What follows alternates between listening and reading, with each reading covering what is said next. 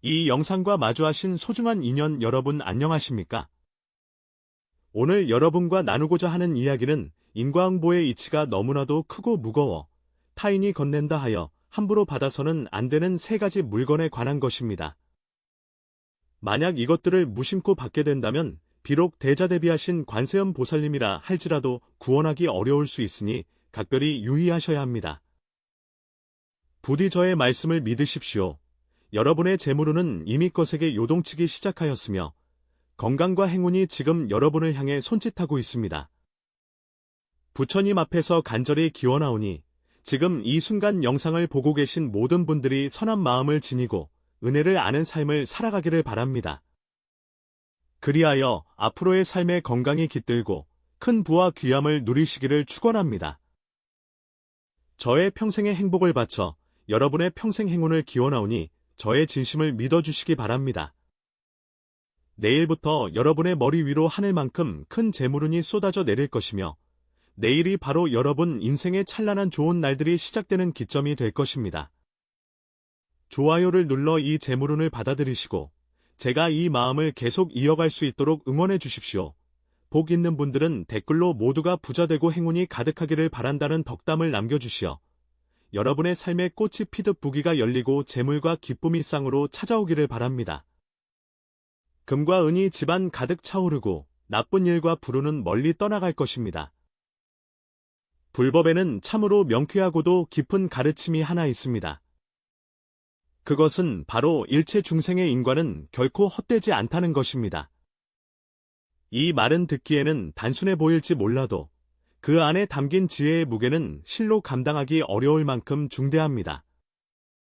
인과라는 것은 마치 형체가 없는 거대한 그물과도 같아서 그 짜임새가 빈틈없이 촘촘하여 우리가 어디로 숨는다 해도 그 이끌림을 피할 수 없습니다. 우리는 흔히 콩 심은 데 콩 나고 팥 심은 데 팥 난다고 말하며 자신이 지은 원인이 결과를 맺는다고 생각합니다. 허나 여러분은 스스로 적극적으로 심은 것이 아니라 타인이 여러분의 손에 쥐어준 것으로 인해 맺어지는 인과가 있다는 사실을 생각해 보신 적이 있습니까? 이러한 인과는 오히려 끊어내기가 더욱 어렵고 그 공경에서 벗어나기가 훨씬 힘든 법입니다. 불법의 이치 안에서 무언가를 받아들인다는 행위는 곧 그와 관련된 업을 짓는 것과 밀접하게 연관되어 있습니다. 특히 남이 가져다주는 물건에는 종종 그들의 업장이 묻어있기 마련이며 업의 힘은 그림자처럼 따라다니기에 일단 그것을 받게 되면 자발적으로 타인의 무거운 인과의 빚을 짊어지게 되는 것입니다. 혹자는 이를 두고 미신이라 여길 수도 있겠으나 이는 석가모니 부처님께서 이미 우리에게 일러주신 진리입니다. 생각해 보십시오. 인과는 마치 자기 몸을 옭아매는 생사의 사슬과 같아서 한번 채워지면 아무리 자비로우신 관세음 보살님이라 할지라도 쉽사리 풀어주실 수 없는 노릇입니다. 관세음 보살님의 자비는 한량이 없으시나 동시에 중생의 인연이 성숙하는 때를 존중하셔야 하기 때문입니다. 이러한 인과의 빚은 여러분 스스로가 진심으로 참회하고 수행하여 화해하지 않는다면 관세음 보살님께서 아무리 구하고자 하셔도 벗어나게 하기 어렵습니다. 다시 말해 인과에는 엄연한 철칙이 존재하기에 단순히 관세음 보살님께 절을 올린다고 하여 즉시 끊어지는 것이 아닙니다. 반드시 스스로가 왜 고통받는지, 그 고통의 근원이 무엇인지를 깨달아야만 합니다.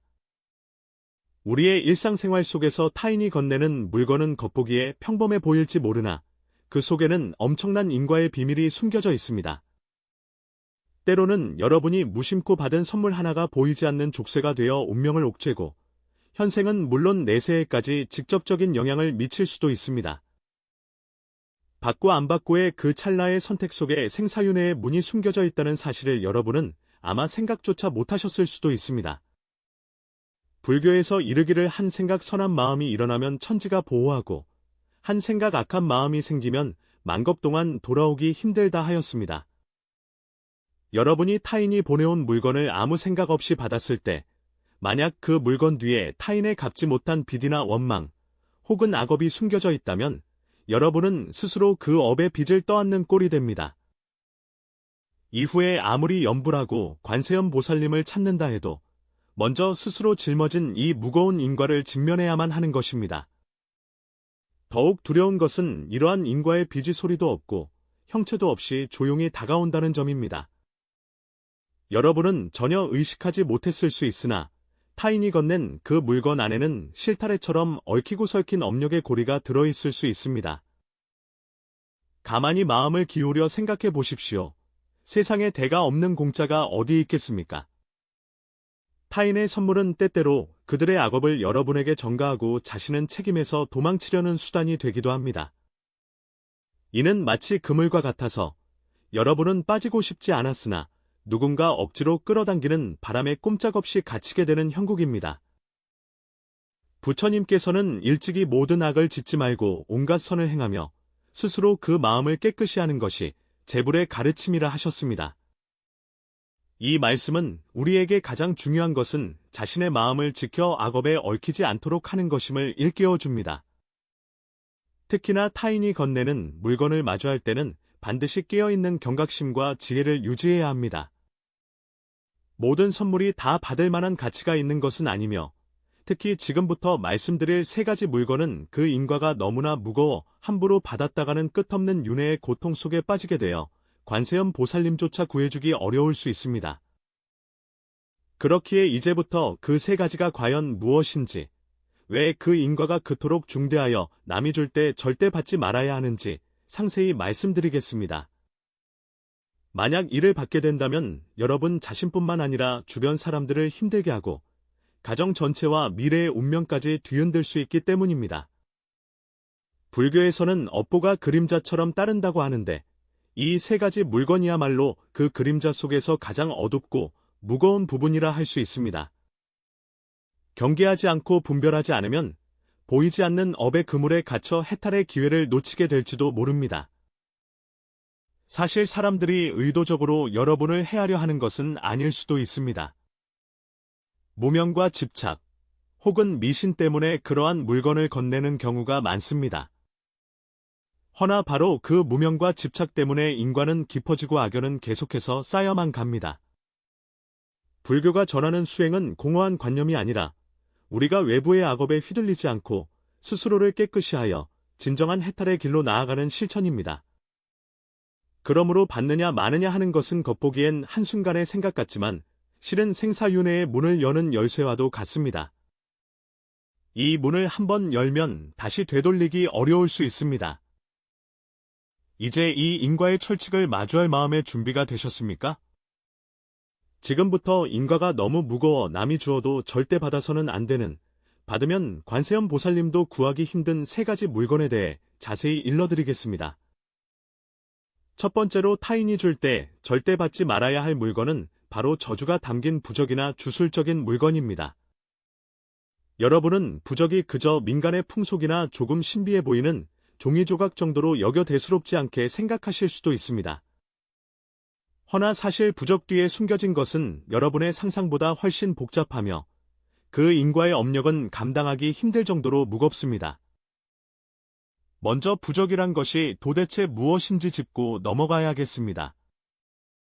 민속에서 이는 주로 사악한 기운을 물리치고 흉함을 피하며 자신을 보호하거나 집안의 재앙을 막는 도구로 쓰입니다. 많은 곳에서 사람들이 부적을 문에 붙이거나 몸에 지니고 혹은 집안에 두어 나쁜 운과 악귀를 막을 수 있다고 믿습니다. 듣기에는 신기하고 안전해 보일 수 있습니다. 그러나 실상 부적 자체가 무조건 좋은 물건은 아니며 중요한 것은 그것이 어떻게 만들어졌고 누가 만들었으며 누가 여러분에게 주었느냐 하는 것입니다.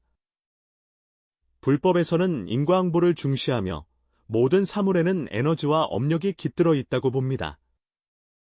만약 부적이 원한, 질투, 분노와 같은 부정적인 감정을 품은 채 만들어졌다면 그것은 악업을 실어 나르는 매개체가 됩니다.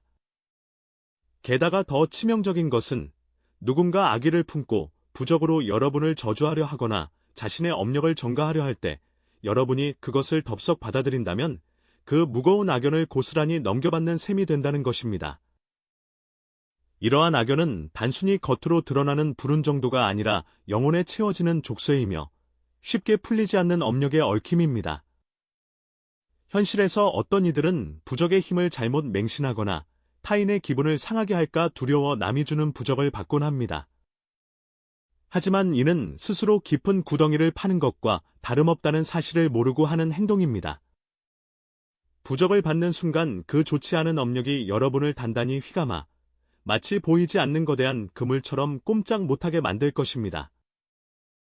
그것은 운세에 영향을 미치는 것에 그치지 않고 병통을 가져오거나 가정불화, 사업의 실패, 심지어 심리적인 억압과 불안까지 초래할 수 있습니다.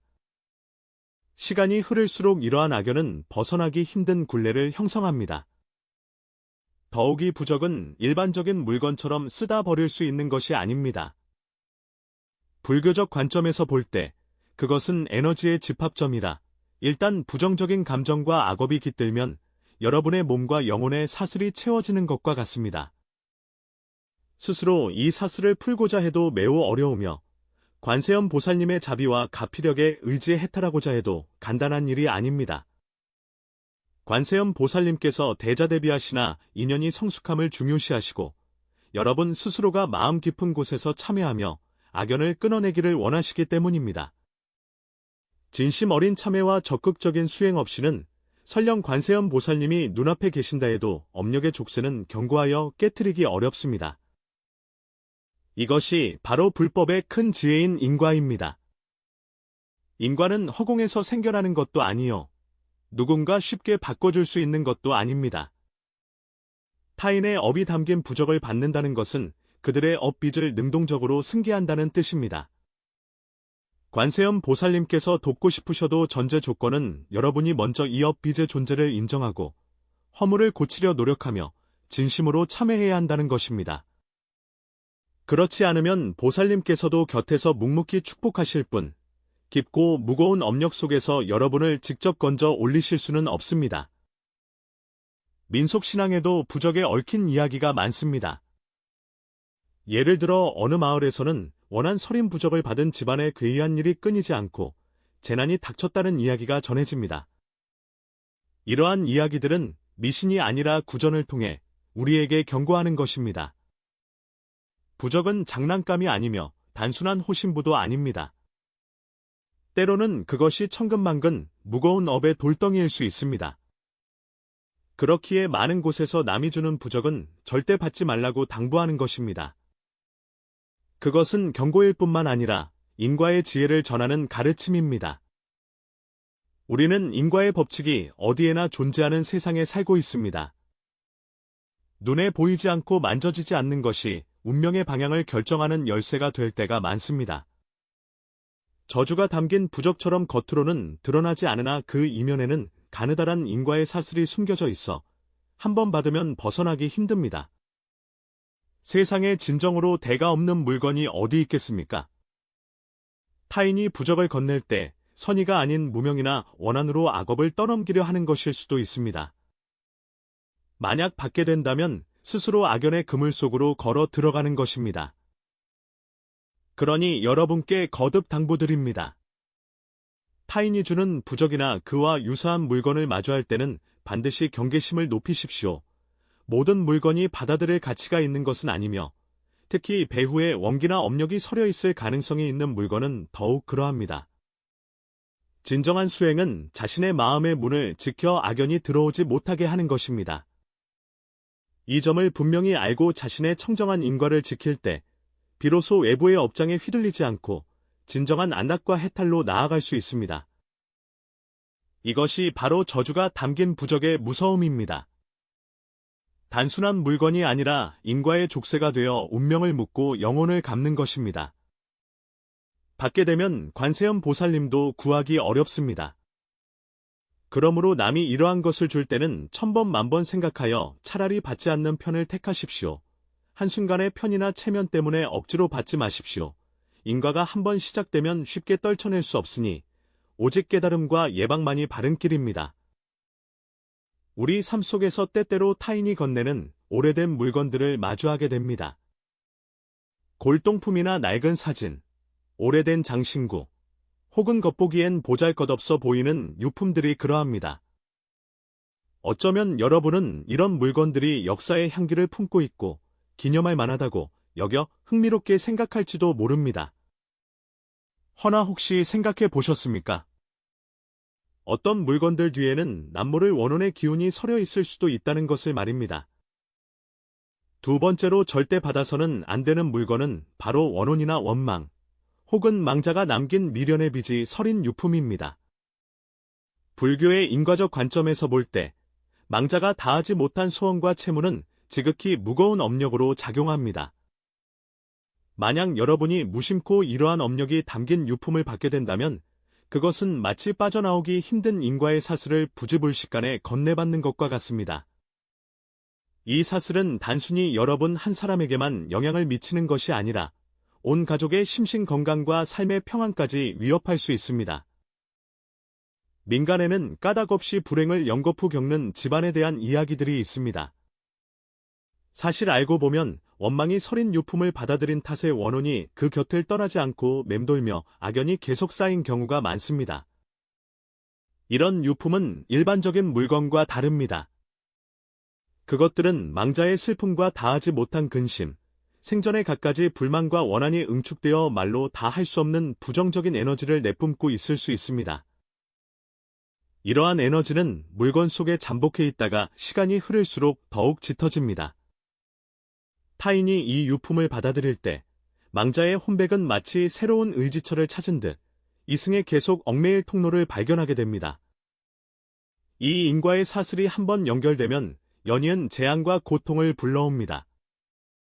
집안이 편안하지 않고 괴이한 일이 빈번히 발생하며 예를 들어 차가운 바람이 불거나 기이한 소리가 들리고 친족의 건강에 문제가 생기며 마음이 우울해지고 운세가 바닥으로 떨어지기도 합니다. 심지어 금전적인 손실이나 인간관계의 긴장, 감정의 파탄 등 여러 악한 결과가 겹겹이 쌓이기도 합니다. 이러한 현상들은 언뜻 설명할 수 없어 보이지만 실상은 업력이 작용하여 망자의 원기가 여러분과 가족을 괴롭히고 있는 것입니다. 더욱 안타까운 것은 망자의 원한과 미련의 빚은 쉽게 풀리지 않는다는 점입니다. 이는 물질적인 차원의 문제를 넘어 영혼 차원의 얽힘이기 때문입니다. 불교 교리에서는 육도윤회를 말하는데 중생이 고통의 바다에서 마음의 짐을 벗지 못하면 혼백이 안식하지 못하고 원혼이 되어 떠돌며 부정적인 에너지를 확산시킨다고 합니다. 우리가 부주의하여 이러한 유품을 받는다면 자발적으로 이 인과 사슬의 고리가 되는 셈이며 관세음 보살님조차 온전히 구해내시기 힘들어집니다. 보살님께서 구제하실 수 있는 전제는 여러분이 깨달음을 얻어 진심으로 참여하고 적극적으로 수행하며 업장을 녹여내려 노력하는 것입니다. 어떤 지역의 민속 신앙에서는 이에 대해 풍부하게 묘사하고 있습니다. 마을의 어르신들은 후손들에게 남의 집 낡은 물건을 함부로 들이지 말라고 경계합니다. 특히 누군가 세상을 떠난 지 얼마 안 된 집의 물건이나 원망이 서렸다고 소문난 물건은 더욱 조심해야 한다고 이릅니다. 이는 미신이 아니라 오랜 경험의 축적이며 민간의 지혜입니다. 진정으로 인과를 아는 사람은 유품을 함부로 거두는 것이 가볍게는 기분과 운세에 영향을 주고 무겁게는 생명과 건강을 해치며 연쇄적인 재난을 부른다는 것을 압니다. 더 깊은 이치는 망자의 업력과 원기가 사실 중생이 다 겪지 못한 고통이자 다하지 못한 인과의 발현이라는 점입니다. 여러분이 무심코 이 고통의 운반자가 되어 타인의 미진한 빚을 짊어지게 되면 여러분 자신의 인생 또한 깊은 고통의 소용돌이에 휘말리게 됩니다. 불법에서는 업장이 겹겹이 쌓이면 스스로 빠져나오기 어렵다고 합니다. 지혜와 방편이 없으면 단순히 복을 비는 것만으로는 이런 업장을 소멸하기 어렵습니다. 수행에는 진심과 끈기가 필요하고 참회는 마음 깊은 곳에서 우러나와야 하며 생활 속에서 엄격히 계율을 지켜야만 이 무거운 인과를 서서히 녹여낼 수 있습니다. 그러므로 타인이 유품을 줄 때, 특히 오래된 느낌이 나거나 고인과 관련된 물건일 경우 반드시 깊이 생각하고 행동하십시오. 모든 물건이 여러분에게 적합한 것은 아니며 원혼이 깃든 유품은 더욱 그러합니다. 현대 사회가 과학과 이성을 숭상한다 해도 기술의 발전이 인과의 힘을 소멸시키지는 못했습니다. 인과는 만인의 생명 속에 존재하며 운명의 방향을 좌우합니다. 절대 이것을 미신으로 치부하지 마십시오. 인과의 법칙은 공기와 같아서 보이지 않고 만져지지 않아도 매 순간 여러분과 저에게 영향을 미치고 있습니다. 부처님 말씀처럼 원기가 서린 유품을 받는 것은 고통의 씨앗을 심는 것과 같아 머지않아 꽃이 피고 열매를 맺게 됩니다. 그 열매는 여러분이 바라는 아름다움이 아니라 평생을 옭아매는 고난과 불안일 것입니다. 만약 정말 이런 상황에 처했다면 관세음 보살님께 의지하기에 앞서 여러분 스스로 먼저 움직여야 합니다. 성심으로 참회하고 악연을 끊으며 마음을 정화하고 바른 길을 걸어 선업을 쌓아야 합니다. 관세음 보살님의 대자대비는 끝이 없으나 인연과 업력이 무르익는 것을 중시하십니다. 보살님은 지혜의 등불을 켜서 해탈의 길로 인도해 주시는 분이지 여러분 자신의 업빚을 대신 짊어지는 분이 아니기 때문입니다. 결론적으로 원혼의 기운이 서린 유품은 원망과 고통에 살아있는 재물과도 같습니다. 받는 순간망자의 고통과 빚을 수용하여 끝없는 얽힘에 빠지게 됩니다. 이 인과의 속박은 보통 사람이 쉽게 끊을 수 있는 것이 아니며 관세음 보살님께서도 여러분의 노력이 더해져야만 고해에서 건져 주실 수 있습니다. 그러니 보이지 않고 소리 없는 물건이라 하여 가볍게 보지 마십시오. 그 뒤의 인과는 쇠사슬보다 무겁습니다. 호기심이나 탐심, 혹은 체면 때문에 덥석받지 마십시오. 자신을 보호하는 것이 곧 자신의 미래를 지키는 길입니다. 세 번째로 우리가 각별히 경계해야 할 물건은 바로 타인이 건네는 차용증이나 각종 계약서와 같은 빈 문서입니다. 이러한 것들은 매우 현실적인 물건이라 부적처럼 신비롭지도 않고 유품처럼 두려운 느낌을 주지도 않을 수 있습니다. 허나 그 배후의 도살인 인과와 업력은 결코 가볍지 않습니다.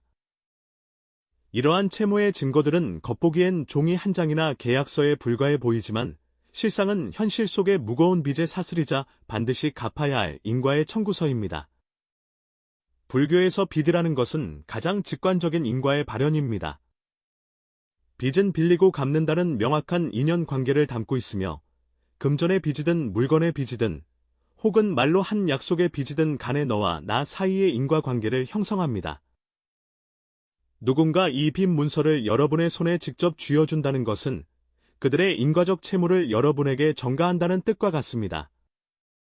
그것을 받는 순간 여러분은 이 빚 사슬의 계승자가 되어 그 빚을 갚아야 할 의무를 지게 됩니다.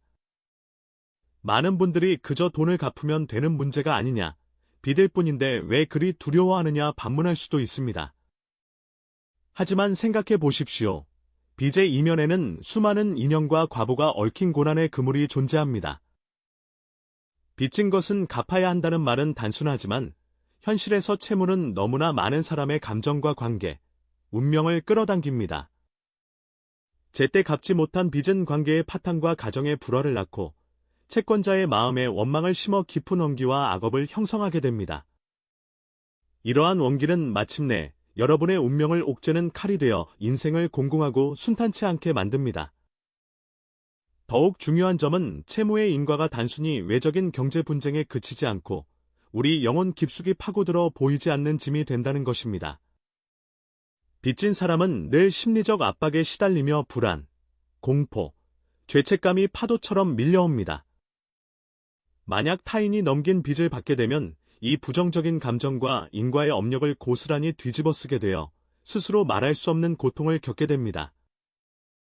게다가 불교에서 이러한 빚의 인과는 끝나지 않은 인과에 속하여 현생의 운명뿐만 아니라 내생에까지 이어질 수 있습니다. 빚을 다 갚지 못하면 채권자의 원망과 업력이 여러분을 따라다니며 떨칠 수 없는 업장이 되어 수행과 복을 막고 심지어 생명의 평안과 수명에까지 영향을 미칩니다. 상상해 보십시오. 누군가 무심코 넘긴 빚 문서를 그 인과의 무게를 모른 채 덜컥 받았다가 갚지 못하게 된다면 그로 인한 악과는 불보듯 뻔합니다. 인생이 청구서에 꽁꽁 묶여 벗어나기 힘들 것입니다. 관세음 보살님께서 대자대비하시어 미혹함을 깨우치고 선한 길로 인도하시나 채무의 인과는 너무나 깊고 무거워 하루아침에 녹일 수 있는 것이 아닙니다. 여러분 스스로의 깨달음과 결심, 진심 어린 참회, 그리고 발로 뛰며 빚을 갚는 현실적인 노력과 적극적인 수행이 있어야만 비로소 그 악업을 서서히 소멸시킬 수 있습니다. 민간에서도 빚은 빌리기는 쉬워도 갚기는 어렵다고들 합니다. 이는 단순한 경제 논리가 아니라 인과의 얽힘을 말하는 것입니다. 채무 분쟁과 채권자와의 갈등은 본질적으로 인과 업력의 반응입니다. 어떤 곳에서는 채권자는 용서하기 어렵다는 말이 있을 정도인데, 이는 빚이 상환되지 않으면 채권자의 원망이 채무자를 끝까지 괴롭혀 편안할 수 없게 한다는 뜻입니다. 이처럼 빌려온 빚 문서나 계약서는 결코 평범한 물건이 아니며 쉽게 받아들이는 것은 천근만근 무거운 업의 사슬을 짊어지는 것과 같습니다.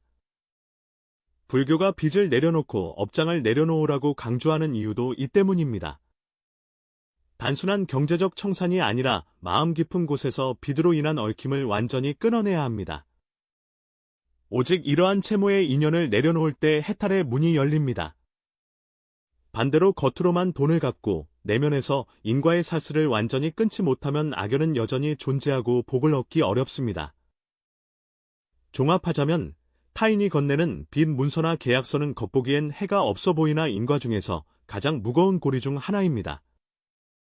그것은 현생과 내생의 화와 복, 영광과 쇠락에 관계되며 채권자와의 풀기 힘든 업력 얽힘으로 이어집니다. 이것을 받는 것은 탈출 불가능한 인과의 감옥에 제 발로 들어가는 것과 같습니다. 그러므로 누군가 빚 문서나 계약서를 건넬 때 각별히 경계하십시오. 겉보기에 평범해 보여도 무거운 인과를 짊어진 물건은 쉽게 받아서는 안 됩니다. 받는 순간 채무와 그에 따르는 인과의 책임을 져야 하며, 그렇지 않으면 관세음 보살님의 자비만으로는 온전히 해탈하기 어렵습니다. 빚의 인과는 무겁고 채권자의 용서는 구하기 어려우며 업력의 얽힘은 깊습니다. 오직 스스로 용감하게 마주하고 갚아나가며 진심으로 참회하고 수행해야만 이 무거운 업의 자물쇠를 하나씩 풀 수 있습니다. 그렇지 않으면 빚의 사슬이 밧줄처럼 운명을 조여와 도망칠 수 없게 될 것입니다. 이것이 바로 세 번째로 절대 쉽게 받아서는 안 되는 물건입니다. 눈앞의 편의에 현혹되지 말고 소위 선물이라는 명목의 정신을 잃지 마십시오. 받고 안 받고는 여러분이 자신의 청정한 인과를 지킬 수 있는지, 인생의 윤회 속에서 해탈의 빛을 찾을 수 있는지를 결정합니다.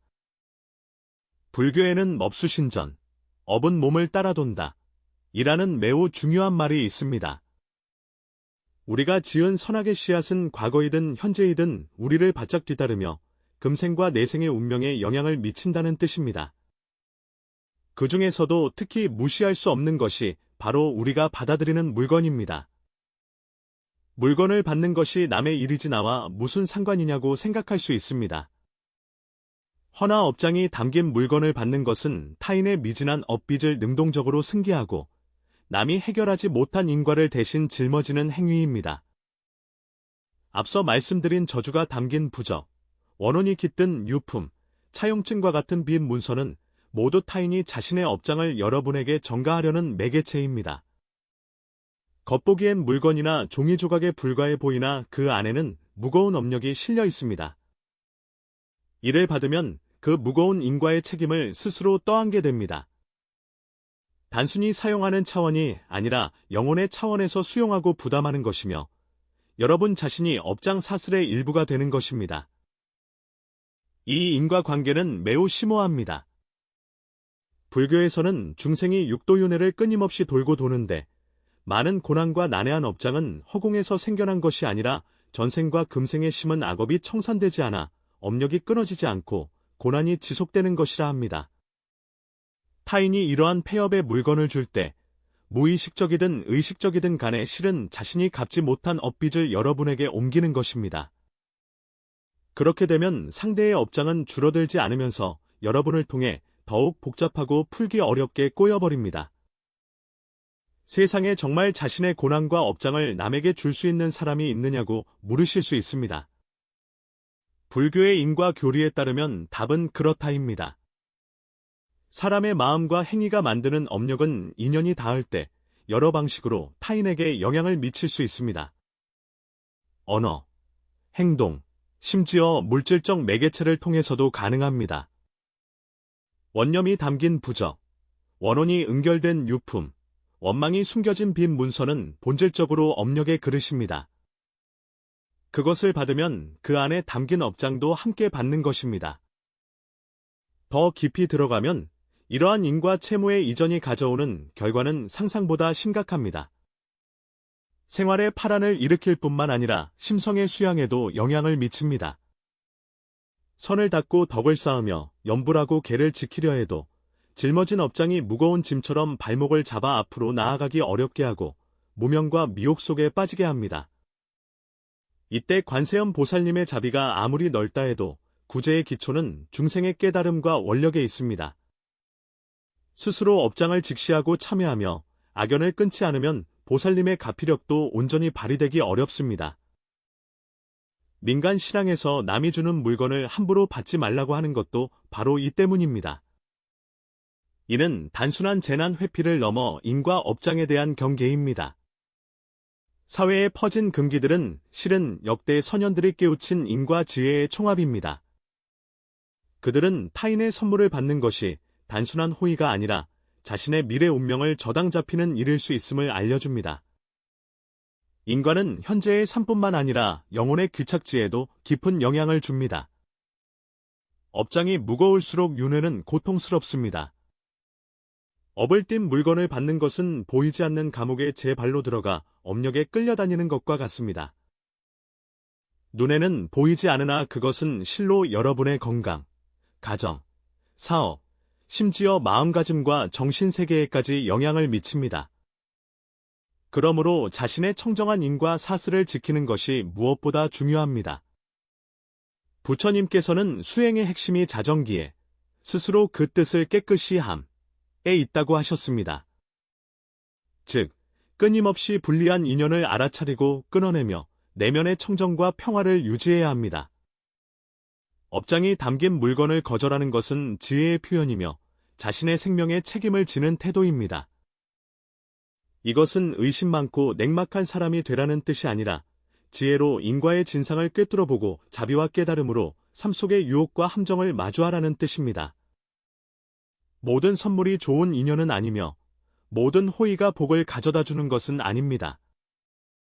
때로는 거절이야말로 자비이며 업장에 얽히지 않도록 자신을 보호하는 수행입니다. 요컨대 업이 담긴 물건을 받는 것은 인과 업장의 승계이며 타인의 미진한 업빚을 짊어지는 것입니다. 이는 끝없는 윤회의 고통으로 이끌고 영혼의 성장을 막습니다. 관세음 보살님의 구제가 자비롭다 해도 중생이 스스로 업의 인연을 끊고 진심으로 수행해야 한다는 전제가 있습니다. 그렇지 않으면 인과 업력은 쇠사슬처럼 단단히 잠겨 쉽게 풀리지 않습니다. 그러니 생활 속에서 타인이 주는 물건, 특히 출처가 불분명하고 이유를 알 수 없는 물건을 대할 때는 한층 더 경각심과 지혜를 가지십시오. 체면이나 호기심, 일시적 편애 때문에 깊은 업장이 깃들었을지도 모르는 선물을 쉽게 받지 마십시오. 자신의 순수한 영혼과 청정한 인과를 지키는 것이 안락과 해탈로 가는 첫걸음입니다. 이 깨달음은 자신을 보호할 뿐만 아니라 인과 법칙을 존중하는 태도입니다. 인과는 무정하고 공정하여 오직 지혜와 자비로 마주할 때만 윤회의 안개를 걷어내고 광명을 볼 수 있습니다. 관세음 보살님에 대해 말하자면 누구나 그분이 대자대비의 화신임을 압니다. 누구든 진심으로 부르면 고난에서 구해주시고 광명과 평안을 주신다 믿습니다. 많은 이들이 관세음 보살님을 믿고 의지하며 복을 구하고 재난을 피하려 합니다. 그러나 현실과 불법은 우리에게 말합니다. 관세음 보살님의 구제는 무량하나 진연이 성숙해야 한다는 대전제가 있다고 말입니다. 모든 공경이 즉시 해탈되는 것은 아닙니다. 특히 여러분이 무심코 혹은 고의로 무거운 악업이 담긴 물건을 받았을 때는 상황이 간단치 않아 심지어 관세음 보살님도 구하기 어렵다는 말이 나오기도 합니다. 이는 다소 두려운 말로 들릴 수 있습니다. 우리는 강력한 힘이 모든 고난을 쓸어버리길 바라지만 불교의 구제는 신화가 아니라 지혜와 인과 법칙의 결합입니다. 관세음 보살님의 자비는 무한하나 어떤 신명보다 공정하고 무정한 인과율을 거스를 수는 없습니다. 인과율이란 콩 심은 데 콩 나고 팥 심은 데 팥 나는 법칙입니다. 업장이 무거우면 인연이 닿지 않아 누구도 도울 수 없습니다. 관세음 보살님께서 지혜를 열어주실 수는 있으나 중생이 스스로 깨닫지 못하고 참여하지 않으면 업장은 쇠사슬처럼 깨지지 않습니다. 특히 앞서 말한 부적, 유품, 빚 문서는 인과 중에서도 극도로 무거운 업장의 결정체입니다. 일단 받으면 보이지 않는 그물에 스스로를 묶는 격입니다. 경을 읽고 절을 올리는 것도 공덕이 되지만 더 중요한 것은 진심으로 참여하고 악연을 끊으며 선업을 닦는 것입니다. 그렇지 않으면 보살님의 가피력도 극대화되기 어렵습니다. 민간 신앙에서 관세음 보살도 구하기 어렵다는 말은 불법의 깊은 도리를 달리 표현한 것입니다. 원한 서린 물건을 잘못 받아 집안이 기울고 여기저기 관음묘를 찾아다니며 빌어도 재앙이 풀리지 않는 경우가 있습니다. 그 원인은 무거운 업력을 진정으로 마주하지 않았고 수행이 인연이 성숙할 만큼 이르지 못했기 때문입니다. 불법은 스스로 그 뜻을 깨끗이 하라고 강조합니다. 내면에 자각 없는 기도는 근본 문제를 해결하지 못합니다. 관세음 보살님의 구제는 인도와 조력에 가깝습니다. 지혜의 문을 열어 자신의 업장을 보게 하고 악을 끊고 선을 닦는 길을 가르쳐 주시는 것입니다. 여러분의 업장을 대신 짊어지거나 빚을 대신 갚아주시지는 않습니다. 부처님께서는 자기가 짓고 자기가 받는다. 자작자수. 고하셨습니다. 모든 인과의 최종 책임자는 우리 자신입니다. 관세음 보살님의 자비는 위대하나 인과 법칙을 존중하는 것이 바로 그분의 지혜입니다. 업장을 무시하고 인과를 뛰어넘게 해주지는 않으십니다. 그러므로 타인이 주는 업장 어린 물건을 마주할 때 단순히 보살님의 비호만 믿고 자신의 수치를 소홀히 해서는 안 됩니다. 진정한 해탈은 보살님의 자비와 우리의 자각적 수행이 결합할 때 이루어집니다. 진심으로 참여하고 집착을 내려놓으며 계율을 지키고 선업을 쌓아야 보살님의 구제가 전면적으로 발휘되어 악업을 소멸하고 고해를 벗어날 수 있습니다. 불교에서 내려놓음, 방아착을 강조하는 이유가 여기 있습니다. 특히 인과 업장을 다룰 때 내려놓는다는 것은 단순히 물건을 버리는 게 아니라 탐욕, 성냄, 어리석음을 내려놓고 업장에 대한 집착을 버리며 인과의 진상을 깨닫는 것입니다. 그래야만 마음의 감옥이 열립니다. 그제야 관세음 보살님의 자비가 방관자가 아닌 광명으로 가는 조력자가 됩니다. 민속과 불법의 조화는 우리에게 일러줍니다. 관세음 보살님은 자비로우시나 세간 인과의 철칙은 무시할 수 없다고 말입니다. 인과가 무거운 악업은 태산과 같아서 스스로의 깨달음과 참회 없이는 보살님도 돕기 어렵습니다. 이는 겁을 주는 게 아니라 인과를 경외하고 선연을 소중히 하며 타인의 물건을 신중히 받아 자신의 청정한 어변을 지키라는 바른 가르침입니다. 결국 인과가 깊은 악업의 결정체 앞에서 관세음 보살님의 대비 구제는 우리의 자각적 노력과 호응해야 합니다. 인연이 성숙하고 심성이 청정한 상태에서만 보살님께서 무거운 업장을 깨트리고 진정한 해탈을 가져다 주실 수 있습니다. 그렇지 않으면 인과의 산은 높고 인연의 족쇄는 무거워 아무리 자비로워도 뚫기 어렵습니다. 그러니 관세음 보살님이 구해주기만 바라지 말고 스스로 악을 끊고 선을 닦는 길을 걸어가십시오. 보살님은 스승이자 수호자이나 해탈의 열쇠는 언제나 여러분의 손에 쥐어져 있습니다. 인과의 법칙은 형체 없는 거대한 그물처럼 우리 모두의 생명 궤적을 덮고 있어 원하든 원치 않든 우리는 그 안을 오고 갑니다. 살다 보면 평범해 보이는 심지어 선의로 주는 물건 속에 무거운 업장과 악연이 숨겨져 있을 수 있습니다. 불교는 인과가 헛되지 않다 가르칩니다. 어떤 원인이든 반드시 결과를 맺고 어떤 결과든 원인의 연속입니다. 이 심오한 인과 관계 앞에서 지혜롭게 분별하고 자신의 청정한 인과를 지키는 것은 미신이 아니라 인생에 대한 가장 진실하고 깊은 깨달음입니다. 우리는 명심해야 합니다. 타인의 선물이 다 호의는 아닙니다.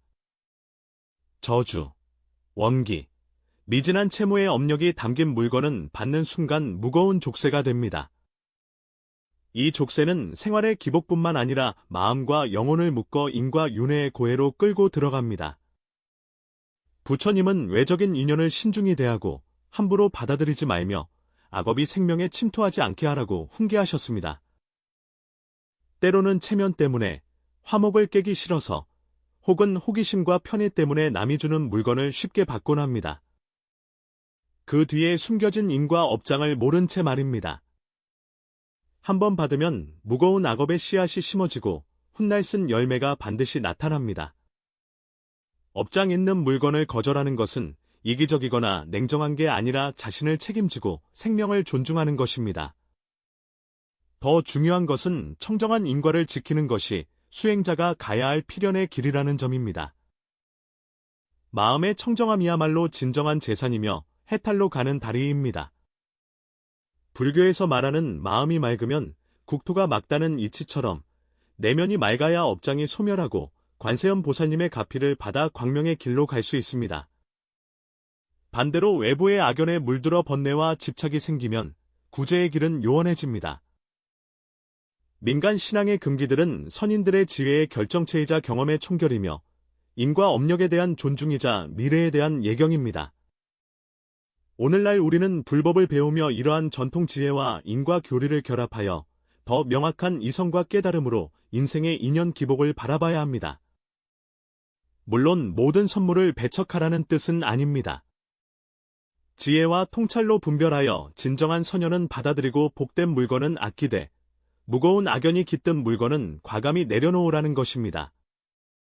그래야만 마음의 정토를 지키고 외부의 인과 업장에 침해받지 않습니다. 인생은 짧고 윤회는 끝이 없으니 오직 지혜와 자비만이 안개를 걷고 생명의 진정한 안녕을 찾게 합니다. 계율을 지키고 공덕을 쌓으며 선행을 잃지 않을 때 마음이 정화되고 악연이 끊어지며 업장이 줄어들어 점차 인과의 족쇄가 풀리고 관세음 보살님의 자비 광명을 맞이하게 됩니다. 그러므로 세상의 복잡한 인연 앞에서 우리는 경외심을 갖고 신중히 분별해야 합니다. 현상에 현혹되지 말고 탐욕에 휘둘리지 말며 자신의 청정한 인과를 지키십시오. 그래야 비로소 인생을 깨닫는 정도에 들어선 것이며 관세음 보살님의 무한한 대자대비에 걸맞은 사람이 되어 윤회의 고해에서 해탈의 피안을 찾을 기회를 얻게 됩니다. 이 길은 쉽지 않으나 누구나 걸을 수 있는 수행의 길입니다. 어디에 있든 어떤 유혹과 공경을 마주하든 마음속 지혜의 등불이 앞길을 비추면 인과의 중압을 피하고 청정한 영혼을 지켜 광명으로 나아갈 수 있습니다. 이것이 바로 인과가 깊고 외부가 소란할 때 우리가 견지해야 할 지혜와 신념입니다. 깨달은 마음으로 업장을 식별하고 악연을 끊으며 자비로운 마음으로 선업을 닦아 관세음 보살님의 자비로운 비호 아래 광명한 미래를 맞이하십시오. 그리하여 생명의 윤회가 고난의 순환이 아닌 해탈과 자제로 향하는 한 걸음 한 걸음이 되기를 축원합니다.